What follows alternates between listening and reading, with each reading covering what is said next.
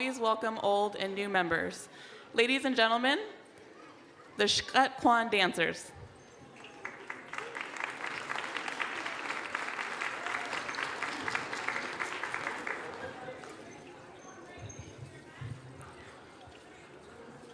Yakeyuch Satin is Katuhan. Yakechat Yugudi. Anyat Kusani, Shawud Anechi. Please welcome old and new members. Ladies and gentlemen, Kwan, the Shkat Kwan dancers. Iani Kach. Agachut Echi, Ach Oegan Chish. Aslil Kuhas, Wushki Tan, Yakeyuch Satin is Kayan Yedi. Gunal Chish. Itlago Kakas, Igach Yasatin, Kicks Adi, Katiatan, Kakach Adi, Hachunian, Clean Adi, Yakti Hitan, Ka Ganach Tedi, Yuhansu, Hatlago Kakas, Igach Yasatin, Nanya Ayi. Kasik Nachadi, Kayashkiri Tan, Gunal Chish, Hadach Kanki, Shangu Kadi, King Gesti, Kakahani, Gunal Chishi Yuchatangi, Ka Yichashi, Gunal Chish, Gunal Chish, Yiguayakwan, Shkatwan, Yiguayakwan. Show what you do, GS. Who they GS. Chicago Cars, Ayaka. Chicago Cars, Ayaka. Who?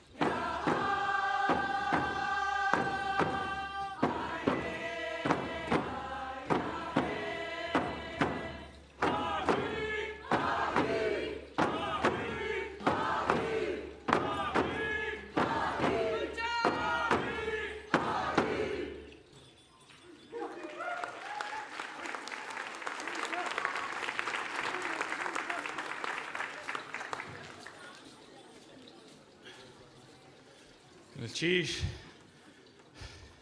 good to see all of you. To translate a little bit of what I said earlier, thank you to the Akwan and the Taku Kwan for letting us dance upon your land. We're the Stakhin Kwan people, Shkat Kwan, from the Sakine River. To the Yun Yedi and the Wushki Tan, I wanted to thank them directly as my grandfather's people. And to the Clean Adi, Yachti Hitan, and Ganach Tedi, as a raven, I called them my brothers, and I said, you too will see our paternal uncles, the Signachadi, the Nanya Ai, and the Kayashkedi Tan before you. And when I called out to the Yanyedi and Wushki Tan, I also mentioned that the Kiksadi, the Tihitan, and the Kach Adi clans of Wrangell are also here, the Raven clans. And I also thanked the Shangu Kaidi for their speeches yesterday and for their songs and for all the work that they have done. It is really good to look upon all of your faces. If I had enough time, I would want to recognize each community and how we are connected to you. But suffice it to say that we as a Stakine people are happy to look upon your faces because we know that we are related to all of you. Gunas Chish, Gunas Chish.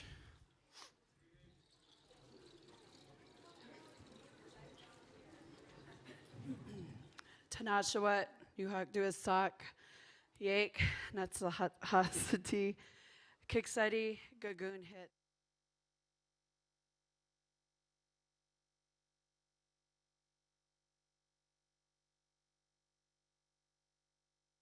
Was takeaway.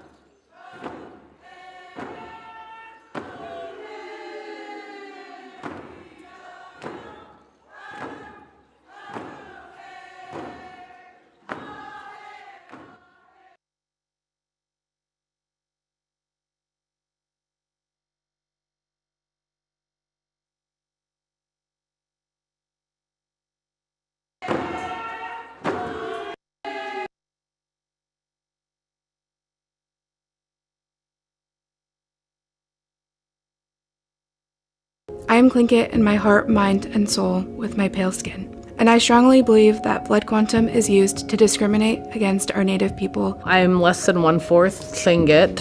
That means that I really have no hunting rights when it comes to hunting seal or sea otter. I do not have the rights to get new Sealaska shares. The federal government keeps track of the blood quantum of dogs, horses, and Native Americans. If you had 1 drop of African American blood, then you were African American. But that was because then they could own you or they could strip away your rights. Now they're going the other end. You know, we're saying if you're not 1/4 Native, you don't have these rights. I have been for 20 years now working on Tlingit language, teaching the Tlingit language. And so I just feel like it's a bit hypocritical that I'm out here doing this work, yet the rights that I have and that my children have and that my grandchildren are gonna have, we're being disqualified based on our blood quantum. There's children that I know who are Indigenous and who can speak our Indigenous language, but by the letter of the law, they couldn't go hunting with us if we were to go get a seal. And I think that goes against our values. Blood quantum doesn't ensure that you have these values and that you're living them. By not eliminating blood quantum, it's going to slowly start breeding us out of qualifying to become Indigenous. Our ancestors didn't give us this mathematical equation. What they gave us was a language, a way of life, ways of thinking, ways of knowing, and ways of connecting with them through concepts of identity that run at a much deeper level. It was one of my grandparents who had mentioned to me, "You are Native, Alaska Native. You are Tlingit." I will say to anyone that I am Alaska Native. I think it's important to know your ancestry, to know your history. But our peoples have long had histories of intermarrying with one another and not looking at it as a form of dilution, but looking at it as a form of interaction with other human beings. We can't go back in the past. It's just we have to keep moving forward. We're going to be able to provide this future to our grandchildren where they're going to be able to participate and access to all the things that our parents and our grandparents fought for us to have. And that our children don't have to apply to the federal government to be who they are. The time is now to eliminate blood quantum for our future generations. Hayadki ka hadachkankian hastujias. Hajintin, hatundatani tin. For our grandparents, parents, aunts, uncles, cousins, and anyone who has ever felt that they were not Native enough. I am Native enough. I am Native enough. I am Native enough.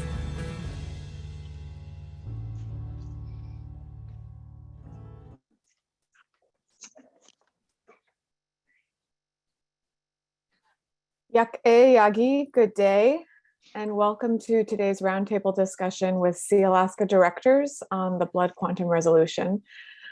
My name is Penny Gage, and I was asked to moderate today's discussion. Tlingit chena kwasiya aya aksai, dleitka chena Penny, yuchat duasak, tlineri nachat siti, dleitka yari ayachat, shitka kwan, awayuchan, Anchorage yechat yati. Gunalchish. My Tlingit name is Kwasiya. My English name is Penny Gage. My parents are Amelia Keto and Steve Gage. My mother's family is Tlingit from the Raven Dog Salmon clan, Japanese and white, and my father is white. His family is from Western Europe. My maternal grandparents were Sam and Amelia Keto of Petersburg, and my paternal grandparents are Doris and James Gage. I grew up in Sitka, and I currently live in Anchorage on Dena'ina land. So I'm really excited about this conversation today that we're going to have. Hopefully you all have received your proxy, AKA your ballot, in the mail, or you plan to vote online.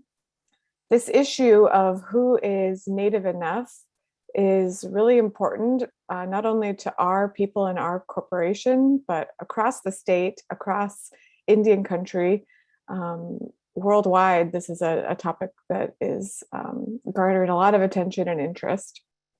I have a 3-month-old baby, and I wonder how she will connect with our culture and our corporation and my tribe as she grows up.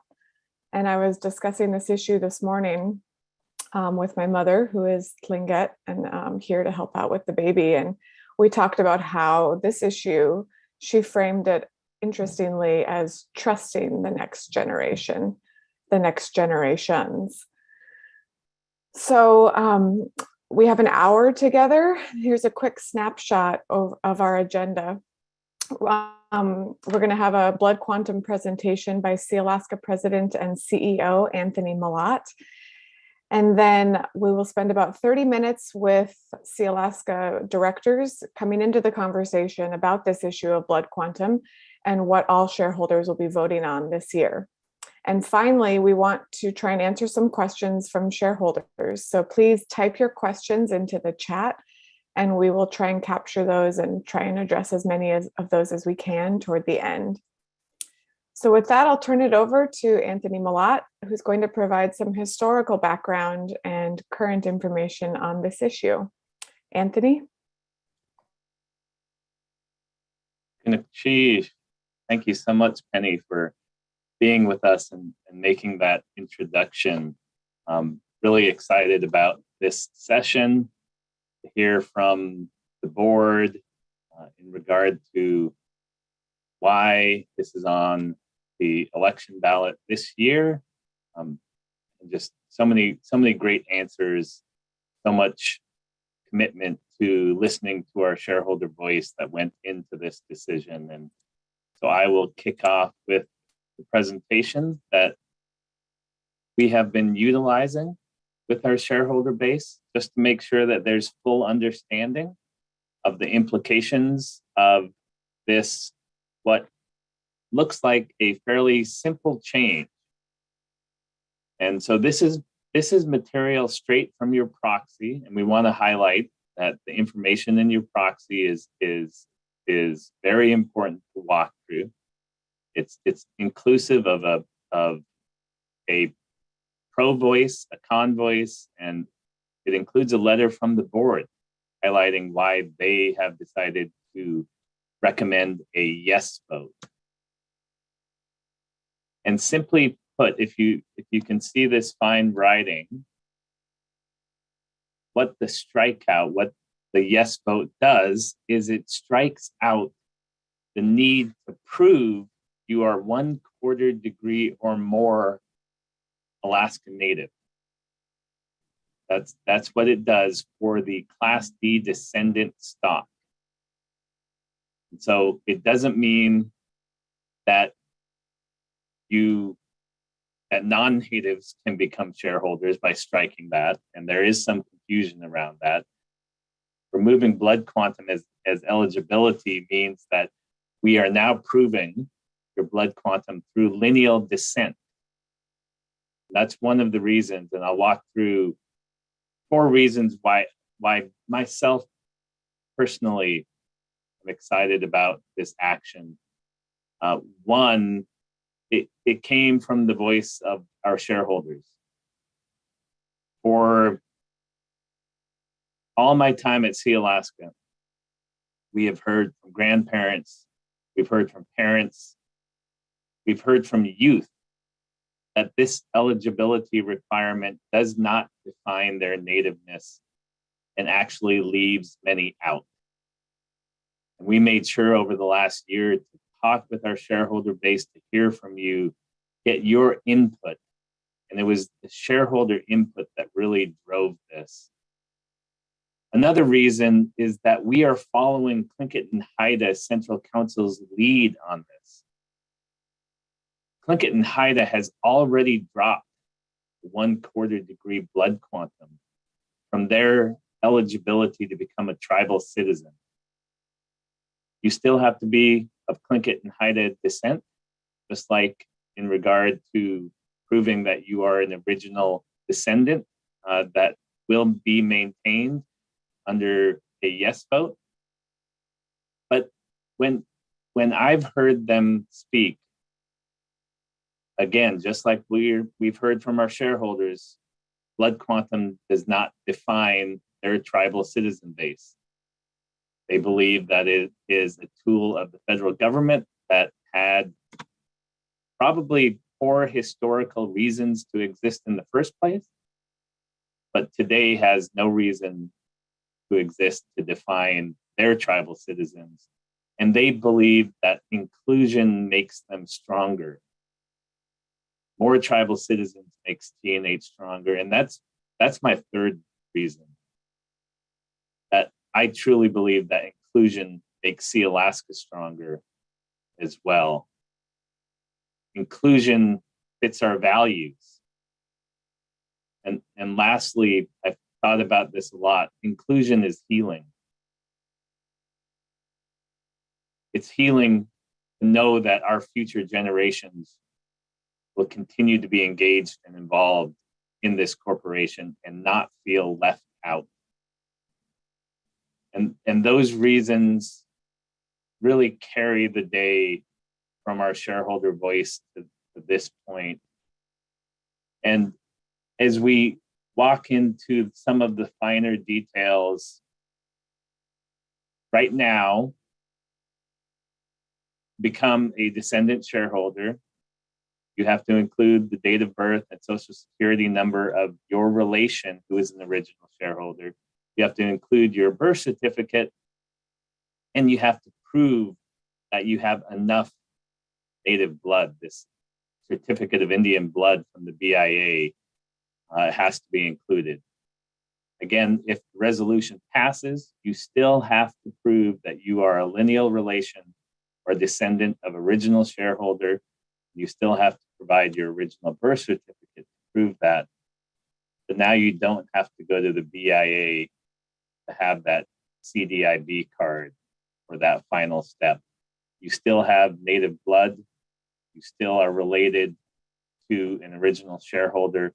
And again, it's been a request from our shareholders. When we think about what is the potential number of new shareholders, there's so many ways to look at this, and we've done a lot of research. But in our mind, history is the greatest example. The shareholders already voted with their values. Shareholders already voted for inclusion when they allowed the creation of the Class D descendant stock in 2007. And at that point in time, we estimated that there could be 12,500 eligible descendants over 15 years. And 15 years later, we've only enrolled 6,300 new shareholders, new descendant class shareholders. So our original estimates were high. I think that was probably appropriate. We want to be a bit cautious in our estimates. Right now, we believe that there is up to 17,000 potential eligible descendants, but that's over a very long time period, probably 20 to 30 years until we see that number. The more immediate eligible number is around 8,500. We believe that there can be up to 8,500 new shareholders within the first 6 years of removing blood quantum as an eligibility. And I'll just quickly go over again a lesson from our history. This is dividend dilution from the original Class D inclusion of allowing descendants to get 100 shares of life estate stock. The downdraft here was because of tough markets and operational issues. But what I want to highlight is that even with dilution from the original Class D descendants, operational and business success has allowed us to increase dividends even with facing dilution. And we believe that with our focus on business income, that we can offset the dilution that we may face from this vote of the shareholders. I'll just highlight two ways that we plan to offset the impact of dilution on dividends. And there's another slide that highlights that original shareholders are the least diluted, but I'll get to that when I get to that slide. The MBY Permanent Fund, which provides the investment dividend portion to shareholders, it was $2 per share in 2021. The board has made the decision to add $25 million to the permanent fund and potentially more. We have a great source of that income from our carbon program. Our carbon program is a long-term program, and investments or additions to the permanent fund is also a long-term investment for current and future shareholders. With this $25 million addition, we don't believe we will see dilution of this $2 amount that we saw in 2021. On the operating side, again, we have a business strategy that is very focused on growing income, which grows dividends. And we've shown that over the last 5 or 6 years. We provided $5.62 from operations in 2021. That totals $7.62 per share for 2021. The total dollar amount was just short of $20 million that have come from the success of our businesses and all of our income sources. There will most likely be a decline in the operating dividend in the early years, but just like we showed after the original Class D vote, we believe over time, our business income will be able to grow the dividend and offset dilution. This is the slide I was talking about. When we stepped into this not wanting to, we wanted to affect the original shareholders and their elders to the least degree possible with these votes. That was a real priority. And at the same time that the shareholders voted to allow Class D descendant stocks in, they also voted to create Class E elder stock. So when an original shareholder reaches the age of 65, they get an extra 100 shares of Class E elder stock. Original shareholders also get the elder trust settlement benefit of $2,000 when they turn the age of 65. These are significant ways that original shareholders will not face significant dilution. And further, original shareholders are the only ones that benefit from ANCSA Section 7I, which becomes 7J payments directly to urban and at-large shareholders and our village shareholders. This is not diluted for original shareholders. And because it is such a big part of the dividend, again, it's a reason why we believe original shareholders are least diluted in this regard. Also, original shareholders are the only ones that have the right to gift will their stock. The descendant stock, which this speaks to, and it allows more descendant stocks to be eligible, is a life estate stock. It passes with them. They cannot gift or inherit. So very significant benefits that original shareholders maintain. And I'll just highlight, it's been posed that why don't we just stick with gifting and inheritance? And I believe that we've heard from shareholders that gifting is something that makes them feel good, and gifting can still be utilized of your original shares for sure. But right now, gifting is not happening to a degree that creates the inclusion that we're looking for, that our shareholders are telling us that they are looking for. Of all gifted shares and inherited shares, only 7%, this is not of our whole entire base, just of original shares that have been gifted or inherited, only 7% of that is held by descendants with blood quantum lower than 1/4.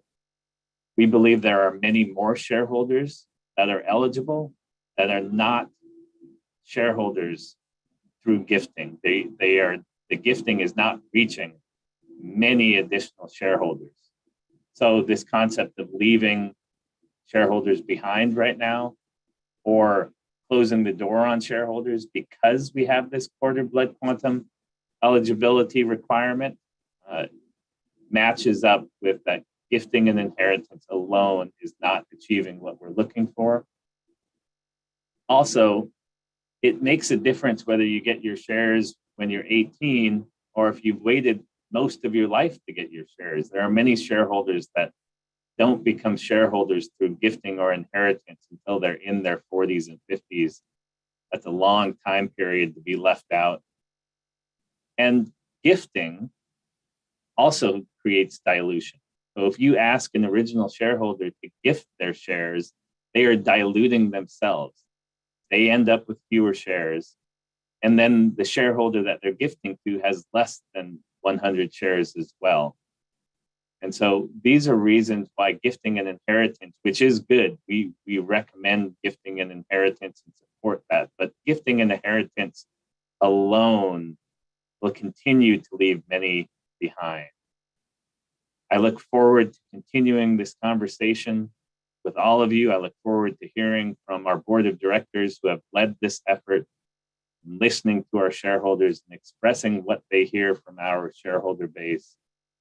And I thank you for your participation today. Gunakashish, how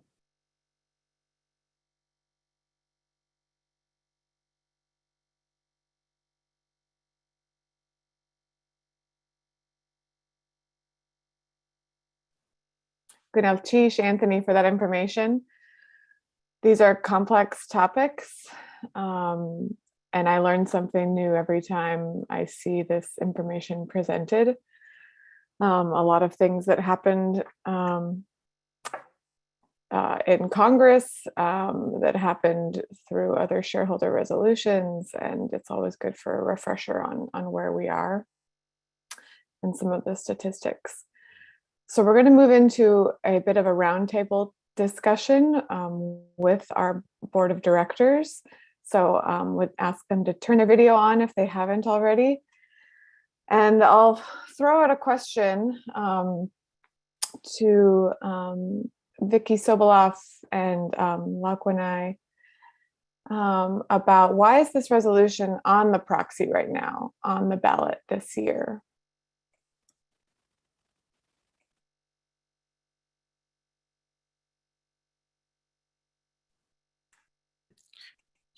Did you throw that question to Vicky first? Either of you, whoever wants to jump in. Vicky, I want to defer to you if you wanted to start off.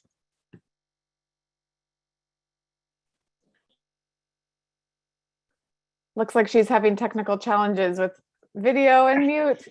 It wouldn't be a Zoom call without, All right. There we a go. technical challenge. There, now we hear you. Okay, if you don't mind, Penny, I apologize. Could you just quickly repeat the question because I was trying to get the technology straight. Why is this resolution on the proxy right now? Why now?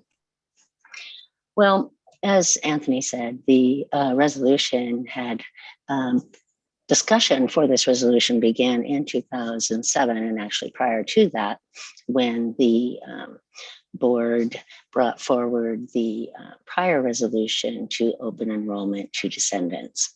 And at that time, it was discussed that they would present that resolution with the 1/4 blood quantum, but would be looking at it later because it was recognized that even with that action, it would need to be readdressed.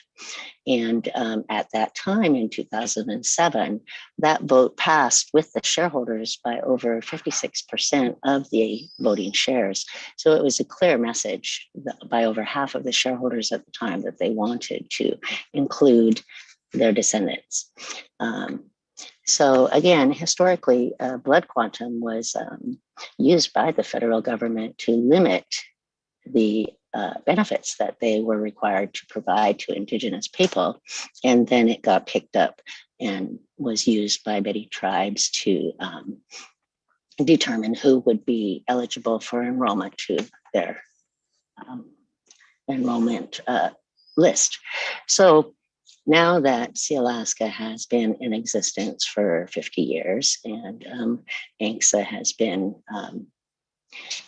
also again in existence for 50 years, the company felt it was time to look at the issue again. The Sealaska has set a goal of operating and being successful for at least the next 100 years, and obviously want to continue on into the future for many, many years beyond that. And so this makes sense that we would be looking at expanding and allowing shareholders who currently do not qualify to be included. So I think it's just really coincides with the goals of the company for long-term existence, and after 50 years of ANCSA, and approximately 15 years after the first resolution was passed, this is time now to re-examine this issue. And our values do emphasize patience.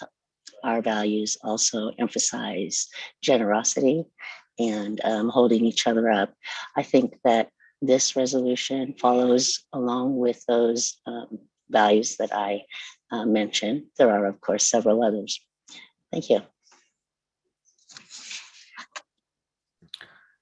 I'll just jump in there after Vicky. Vicky. When I think about this resolution and its timing, I think about that it's long since been time. As Vicky said, back in 2007, this was already being discussed. At the inception of ANCSA, Congress had written into ANCSA a couple extermination clauses. One of them was the 1991 issues that came up, and that created descendant stock in the first place, stopped us from being able to go public with our shares, created the special elder class as well. But had our leaders at the time not fought for those amendments to go through, ANCSA would have self-terminated. It was written into the bill to do that. The other extermination clause that was included in ANCSA was blood quantum. And that wasn't something that our people chose. That was something that was put upon us. And so now we have the opportunity in the year 2022 to try to right that wrong. And so I think that the timing is now. The timing has been now for many years. And this is an opportunity for us to, as shareholders, because while this resolution is here, this is a determination that all the shareholders will make. And every single shareholder's vote counts the same in terms of having the ability to weigh in, depending, of course, on what their voting opportunity is with their shares. And so we have, as shareholders, the ability to make this choice. So the other component for timing to me is that we're already living in this time where we have so many of our own relatives who do not meet the federal blood quantum requirement already. This extermination clause will happen if we do not address it ourselves. And we're the only ones now with the power to do that. So the time is now, the time has been now. And I think it's really important for us to think about that, that long-term vision that Vicky was mentioning as well.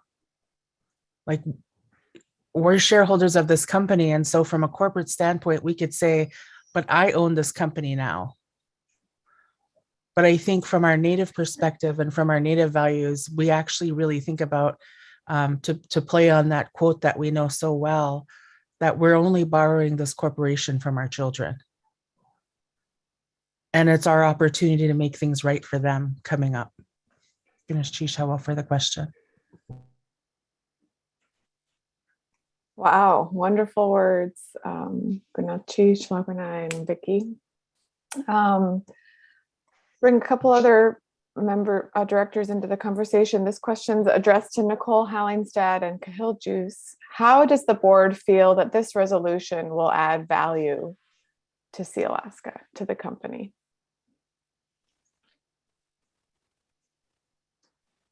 And whoever wants to jump in.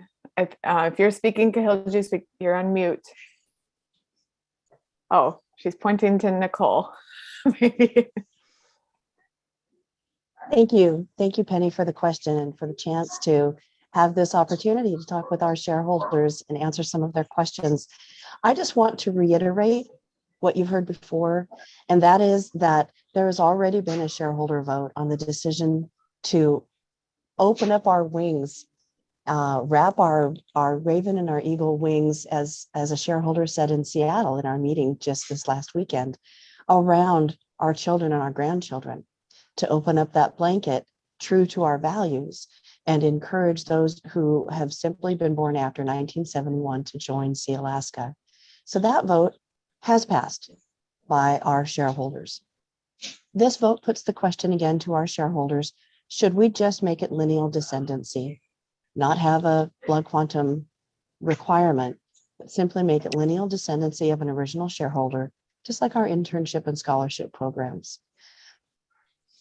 I believe there is a great deal of benefit in including our children, grandchildren, great-grandchildren, and the generations to come, not only because it's what our ancestors have taught us is the right cultural value to follow, but we then have continuing generations of active, concerned, informed, engaged shareholders who will be running this company for the next 100 years, next 500 years, because we certainly plan to be here that long.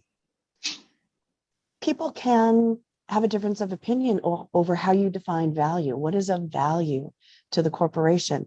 We've already heard from our president, Anthony, who said, it's our responsibility to keep this company profitable enough to continue paying dividends and distributions to our shareholders. We pick up that responsibility and carry it forward. But we also have a responsibility to include our young people so that as time goes on and generations pass, we have a really vibrant body of shareholders able to carry our company into the future. And, just as a side note, when you open your doors in this way, there are that many more shareholders who are eligible to run for the board of directors, that much more talent, brilliance, native creativity, and innovation that is brought to the table through those voices of shareholders engaging in participation committees who can cast their own votes in shareholder elections. So I see all of that as bringing huge value to the corporation as it keeps us thriving and viable for 7 generations to come. Thank you, Nicole. That was well said. And we are here today, I think, being able as directors to directly say to our shareholders something that the majority of the board has agreed upon, something that we support. And I'm very fortunate to be surrounded by a majority of directors who embrace common values that I do.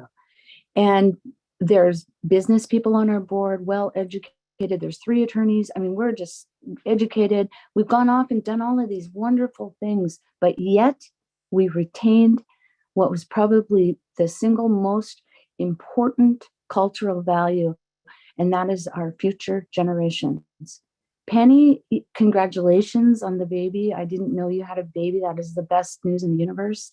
But you today mentioning that, explain to me and explain what I've heard. I was in Seattle and the overwhelming support was from the aunties, the uncles, the nannies, the chinas, the family member. It was the extended family who got up and said, this is what we want.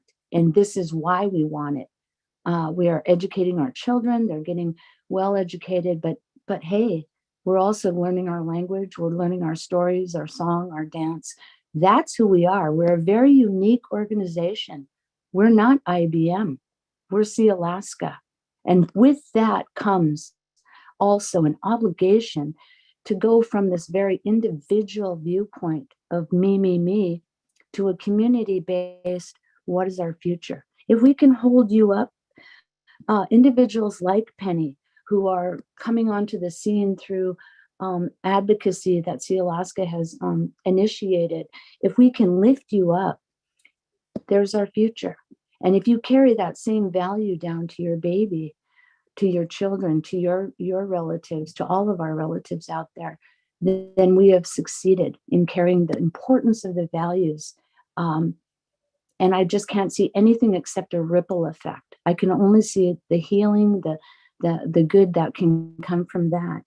I want to bring up a point that Liz said that really struck me, is that who's better to determine our destiny than us? When we have the ability to take some language that's been used against us, and this happens historically in everything that Natives do, in every avenue, when we have an opportunity to take that language, take it out, and determine what we want to do and how we want to do it, and implement the values that go with it, then I would say we are successful. And I thank my fellow board members for upholding a viewpoint that it's common. We all share it. And so to us, it's a given. It's a given that we have this very cultural, community-based. We all have our babies. I can think of our grandkids and smile so big, thinking, what are they going to do when they get to a place where they fill in our shoes and they become our leaders? So the value is boundless. It's endless. But if we cut ourselves off or allow others to cut us off on who we are, then shame on us. So thank you. I just thank you for the conversation as well, because a lot of times we don't get to be, we're not capable, or there's so much going on that we don't have the ability to express to you the passion that this brings to your directors. And I'm grateful to our board of directors and our communications for allowing us this opportunity. Thank you, Penny. You're doing a super great job. I'm enjoying this. Thank you. Gnachish, for your responses. At the beginning, as I mentioned, I have a 3-month-old, so I'm a little foggy in the brain, and I forgot to introduce explain that I'm the chair of a shareholder participation committee at the start of this webinar. So, and Nicole mentioned those. We have, if shareholders are not aware, we have 3 shareholder participation committees that were created at the, fall 2019. One that represents the lower 49 states, one that represents Southeast Alaska, and then the one that I'm on and I chair, which represents the rest of Alaska. And so folks apply online at My Sealaska to participate in these committees, and we provide feedback to the board, to the corporation. We learn more about the corporation. We help give a greater voice of shareholders and greater conversation, two-way conversation. And we will be recruiting for some new members for the lower 49 committee and for the Southeast Alaska committee in the summer. So keep your eyes out for that communication on email and on mysealaska.com. Okay, so a final question from me, and then we're going to move to questions from you all who are tuning in. So this is a reminder to put your questions in the chat, and we'll try and address some of those. And this question is addressed to Angela Michaud and Morgan Howard. What does the board want shareholders to know about this resolution?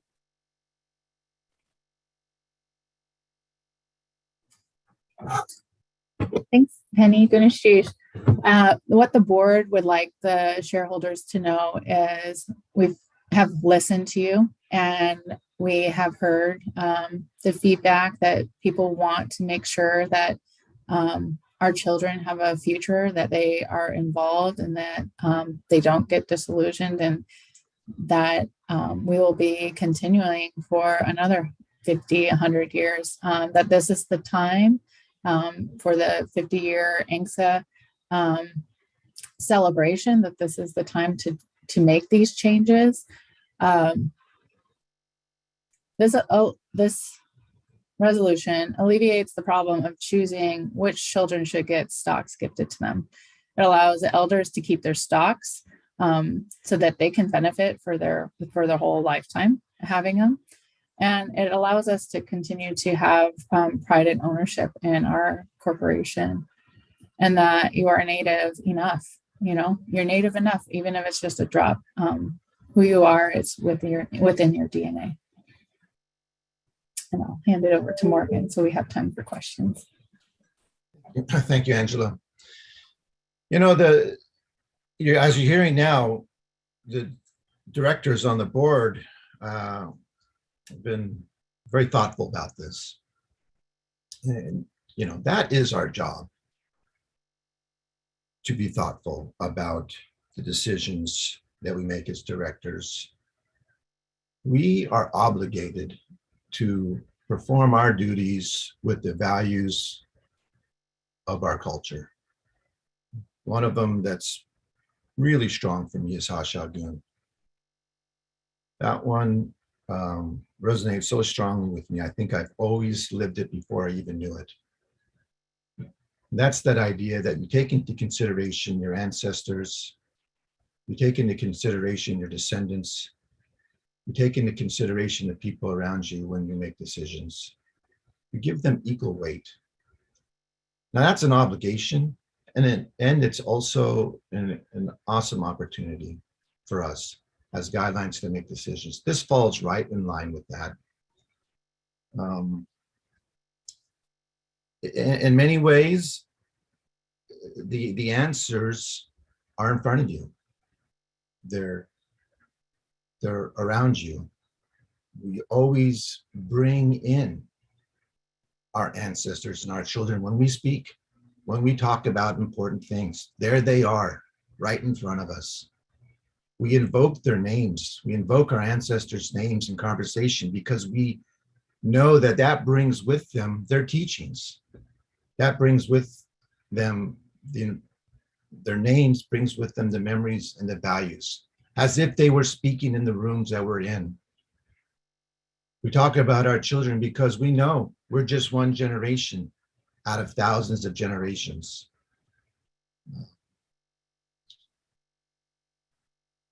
It's,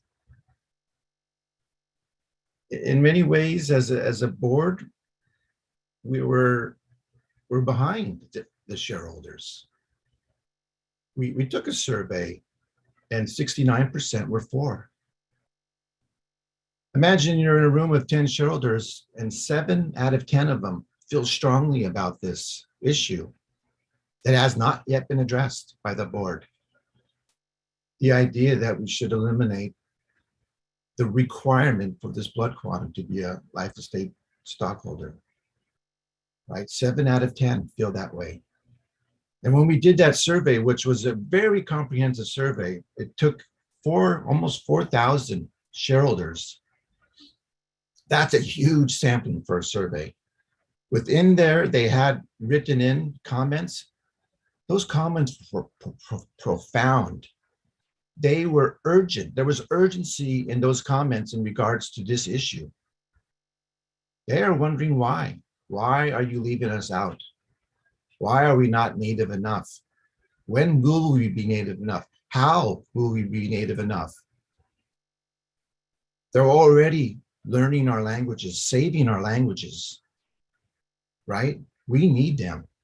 They're already practicing our cultures, keeping the things that we value the most alive. They're living in our villages. They want to know, how will I be Native enough to qualify? What is the answer you give them?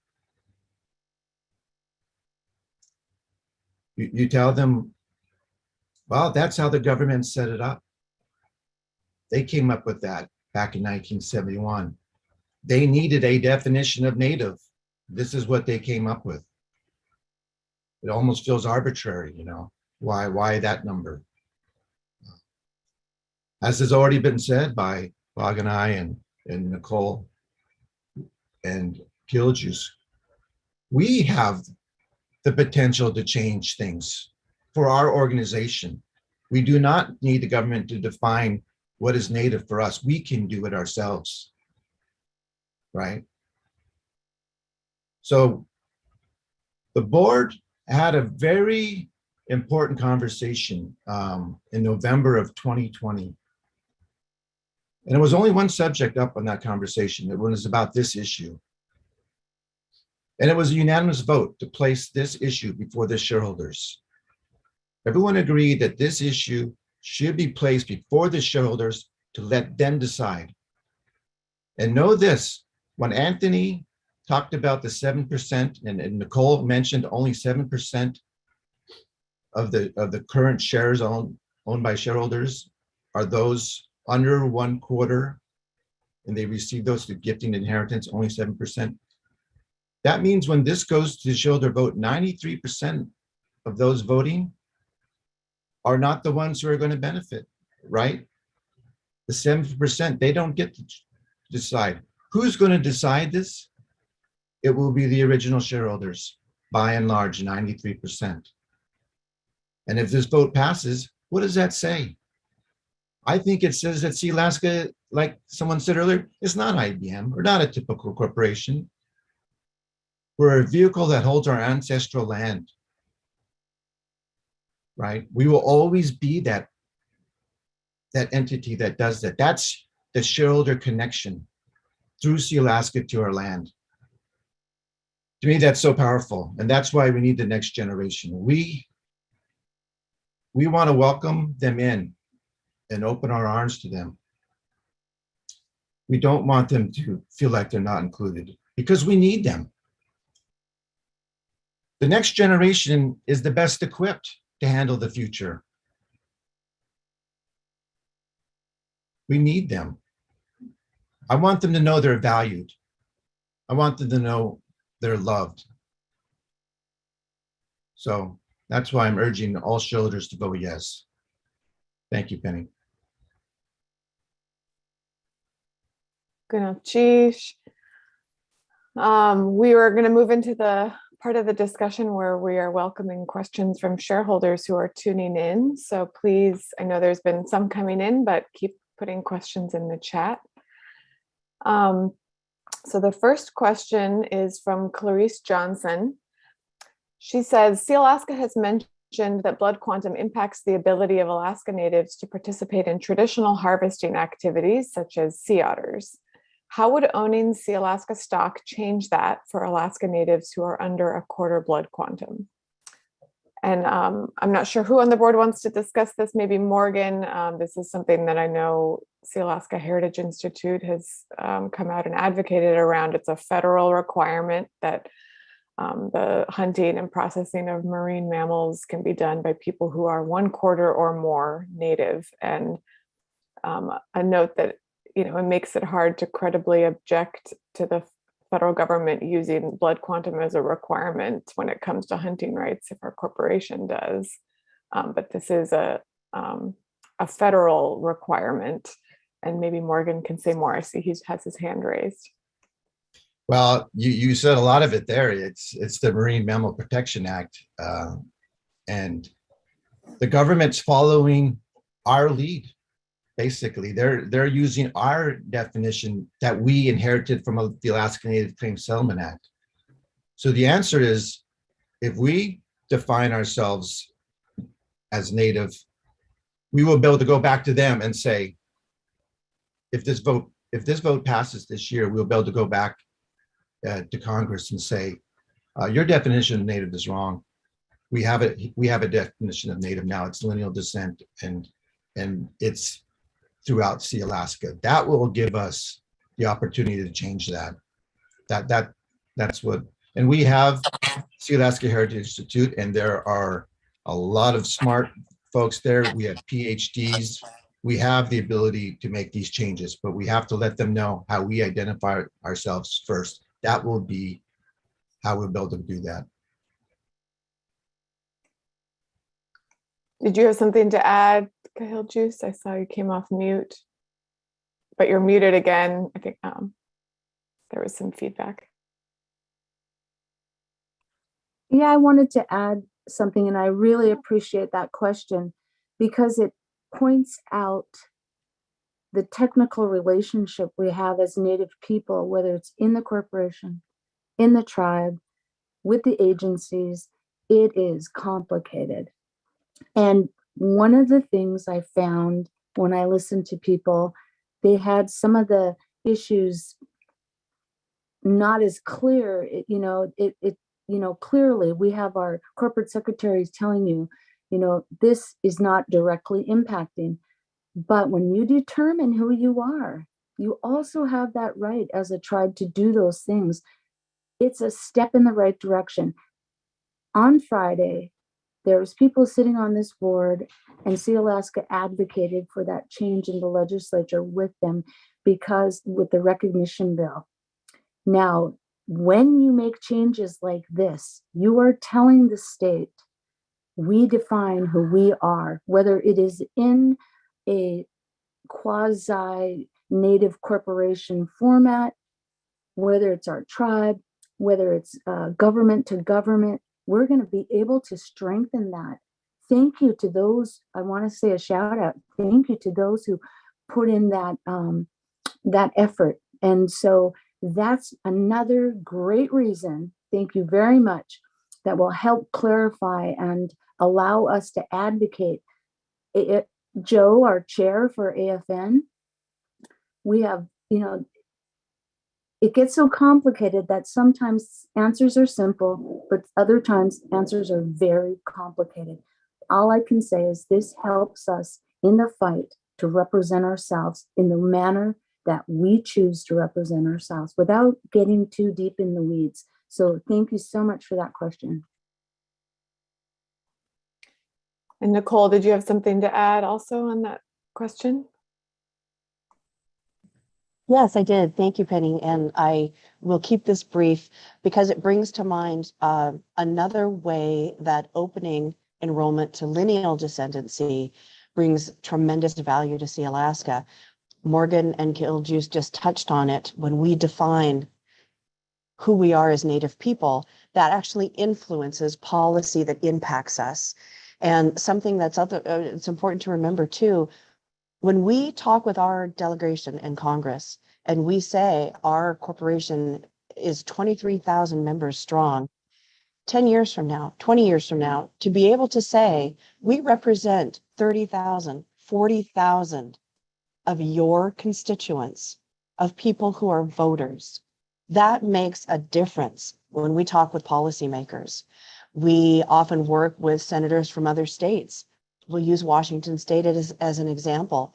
If you added up Sealaska's shareholders just in Washington State, there was a time when they would have been the fourth largest tribe in the state of Washington, and that matters when you talk about representation and policy.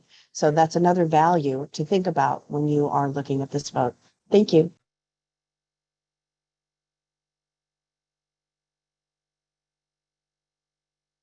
This does not directly affect that issue, but can lead to potential changes of how the federal government allows hunting of marine mammals.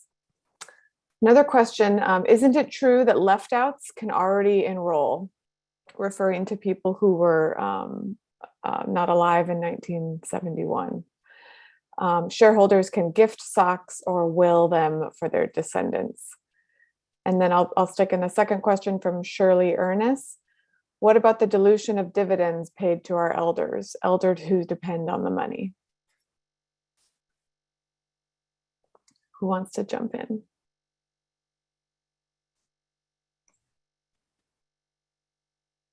And I could address that last part. When this issue was first addressed in 2007, the board at that time did take in consideration elders, and they did, and that's where the 100 additional shares come from when you turn 65. So that was set, that was put in place to offset that, so that elders could continue to receive dividends. And something that hasn't been said here, and I think it speaks directly to that, is why now in regard to the resolution? Because Sealaska is financially strong. That's why, because we can do it. Meaning that we can continue to provide significant, dollars put into our dividend program. We couldn't have done it at any time in the history of Sealaska, right? But we've had some very strong years, look back in our past 5 years. And now as a board, we're able to plan and look ahead, and we feel very confident about the future. The next 5 years will be better than the last 5. We know that we can take that pie and make it larger, right? So we're looking at the numbers and we're anticipating for them to be better. Thank you. Can I add to that, Penny? Can I please add to that, Morgan? Because that goes back to values. And I think about this, and here's how I think about it. What if our grandparents had a choice on this issue? That's not even a question. They wouldn't, our great grandparents never, they advocated, fought, and did so much for us for inclusion. And so to even have that mindset about not including is a very non-Indigenous value in thinking about how you're thinking about your future.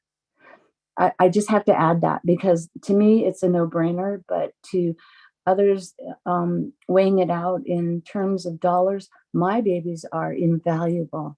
My babies are priceless.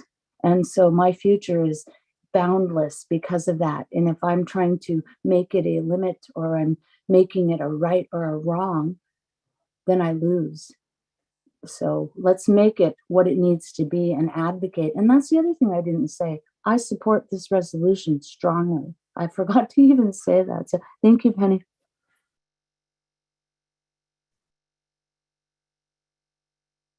Left out, so she's going to correct that and add some of her comments. No, that's all right, Penny.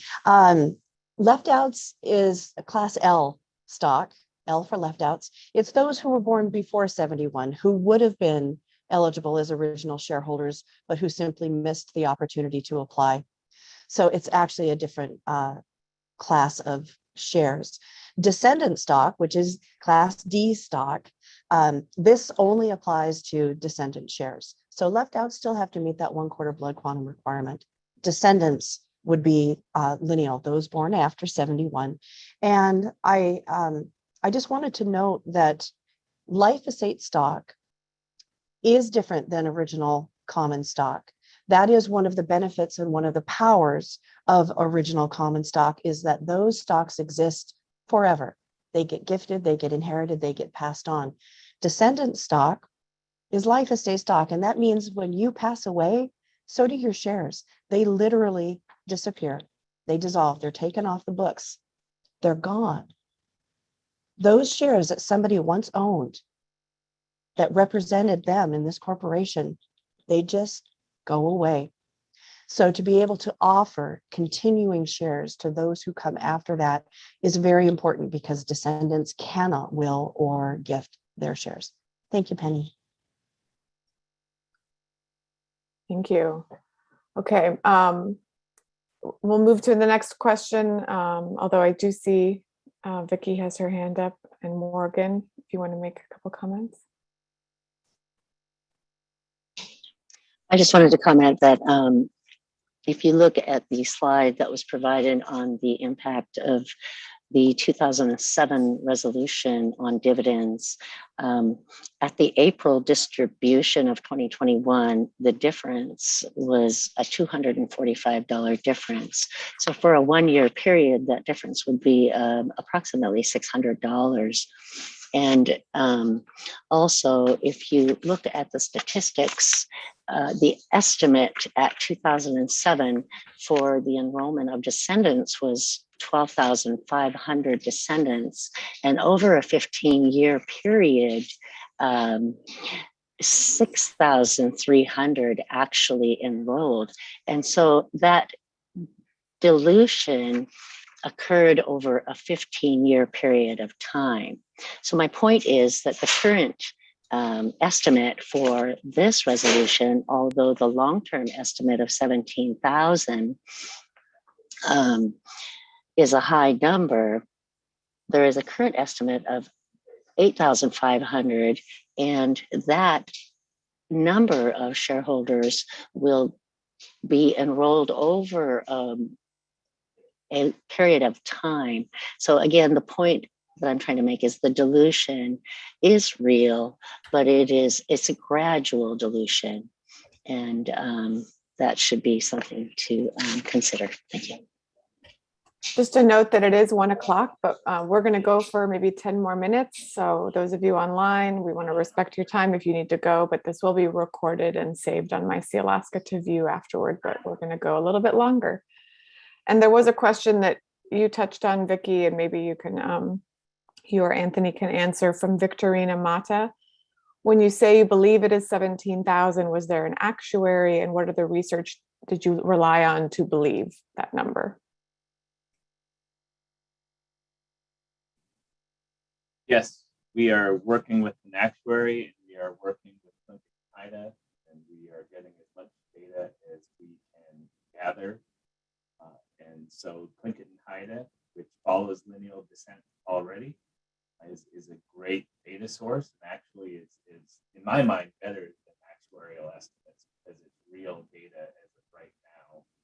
But we're looking at both, and again, we're going to be cautious. We think that's a cautious number. That number could take 25 to 30 years to reach, but the actuarial analysis plays into that. This one's more complicated. There's birth rates, there's dilution rates that are just not known. So again, the Plinkett and Haida data is very meaningful, and we continue to work with them, and we thank them. We thank Plinkett and Haida for sharing that information with us.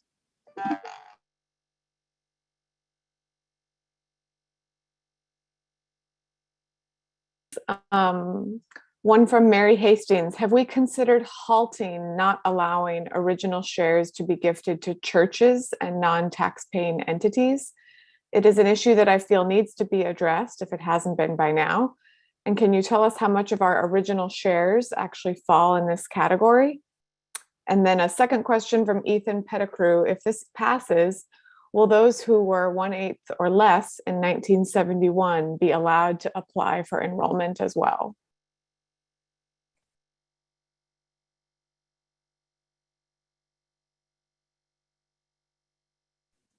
I can try on the. Is my sound better? I'm indicating my sound as well.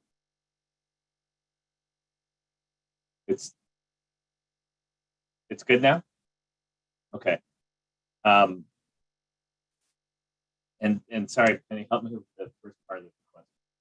Have we considered halting, not allowing original shares to be gifted to churches and non-tax-paying entities? Yes, the board tracks that consistently.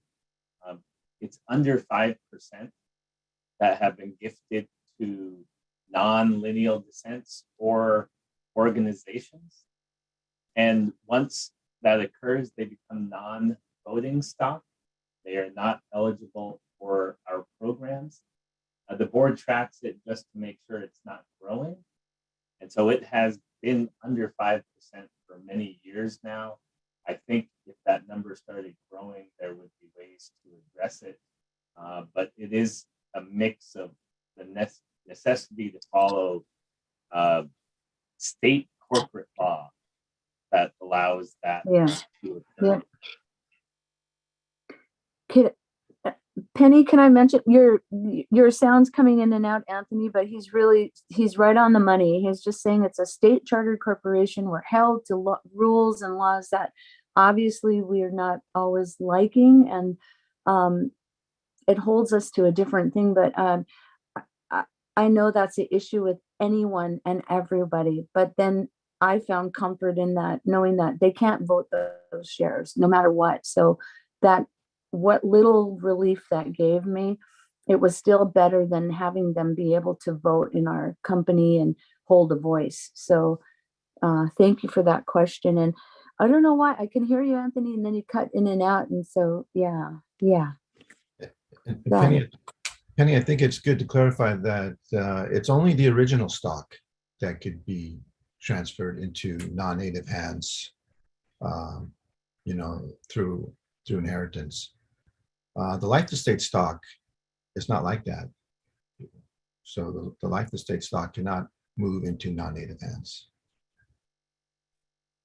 And that's the stock we're talking about. And for folks who are not familiar, I mean, this is the idea that you could put in your will that your shares would go to a nonprofit that you care about in your community, and the dividends could go to them. But what is being said is they are not voting members. They're not, they're just receiving the financial benefits, correct?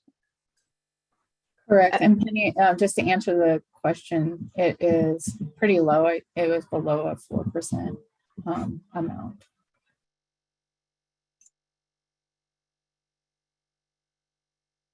If this resolution passes, for those who were 1/8 or less in 1971, would they be allowed to apply for this new enrollment as well? Penny, I'll just quickly answer that.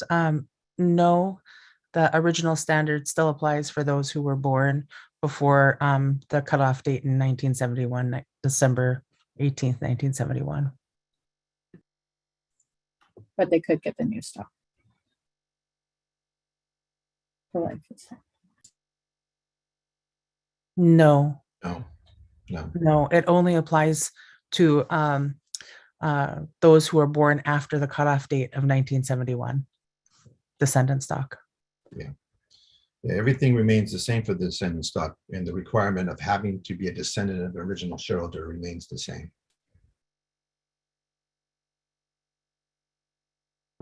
A question from Leilani Wilson Wakush. The corporate message seems to be that original shareholders are not giving or dying fast enough. Can you share statistics? How many still have their full 100 shares, original shares? If this passes, does the board expect any attitude changes between the life estate only shareholders versus those that have original shares, either as an original, inherited, or gifted shareholder? Can I answer that, please, Penny? Go ahead. I think that is a very individual question. I can speak publicly because I can speak for myself, and I've given my shares away to my children a long time ago and retained the shares that my father gave me. And it was just a personal decision that I made. So when I hear people talking about original shareholders, I'm that 7%, I guess, that gave that to my children because I held it in a different way inside of my mind. And so I don't have any kind of feeling or attitude about what value it would bring for life estate stock or any. I've never really had that discussion. I only can speak for myself, but as an original shareholder, this was before I had, feelings about this ever coming down the pipe. But I don't mind because I decided that my children needed inclusion. And so that was the way to do it for me. And that's a personal, individual decision. And that's the first time that I've really heard that phrased that way. So it's something that I will take. And I don't know why it's phrased that way, but I will think about it because I don't want it to be. I want it to be said that as a director myself, it was a very important choice for me to make. And the opportunity to make it was because I was an original shareholder. So I'll think about that, Leilani, and try to understand how that's coming around, and try to have our shareholders understand that, at least from my perspective, I've never heard that type of discussion amongst us as directors. So thank you for that. I appreciate your perspective of us, and it's something that I will take to heart. Thank you. Morgan? Yeah, if I could add to it. I'm not sure I understand. I like us just to be shareholders, of the corporation. To me, it's like, how do you divide up your clinketness or your hidedness? Or when folks talk about the original shareholders, it's such a, who were the people who died before 1971? Were they not original shareholders? I mean, who? I have, as an original shareholder myself, I am no better than any other shareholder. This goes back to kind of my opening statements in that we're just a small sliver of time here, folks. I mean, 10,000 years came before us and 10,000 years will come after us. We're just here now.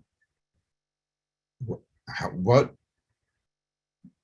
I have great grandparents I grew up with, they never got to see the benefits of the Alaska Native Claims Settlement Act, yet they endured much hardship and suffering. I think are they the original shareholders? What would they want? I can't help but think they would say, make sure that you do the best job you can and that this lives on for your grandchildren and great-grandchildren, their great-grandchildren. That's all I can come up with, is that it's not about me. It's about the next generation. So the different classifications of shareholders, to me, has a hard time aligning with the values. That's my thought on it. Thank you.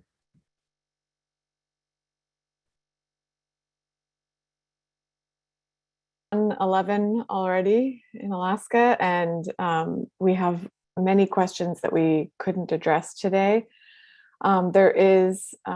So thank you so much for the questions. Thank you to the directors for their time and to Anthony for his presentation. This conversation will be published on mysealaska.com/news, and you can watch it. And a reminder to vote. Hopefully you've received your notice of annual meeting and proxy statement in the mail. You're looking at it. You can also always vote online. The early bird voting deadline is Friday, June 4th, and the final voting deadline is Friday, June 24th. And you can read more on mysealaska.com at the election connection to learn more about this year's election. And just a reminder about the meeting tomorrow, a virtual meeting tomorrow, where more questions will be taken at 5:30 Alaska time, I believe. Thank you. Thank you, Penny. You did an outstanding job. And Liz wrote a good question. Could you address that before we close? Thank you. Yeah, Laguna suggested that these unanswered questions be used to create a Q&A to respond to, and putting some of this online. So I think the corporate communications team has recorded all of these questions, and that sounds like a great idea to answer these all and be added to the existing frequently asked questions that are on mysealaska.com. Penny, shareholders can still reach out to me personally if they want with questions. My email address, morgan.howard@sealaska.com. And all of our email addresses work that way, first name, last name, or just call 907-209-0360. I don't want anyone to feel that questions are unanswered from the directors anyway. Thank you.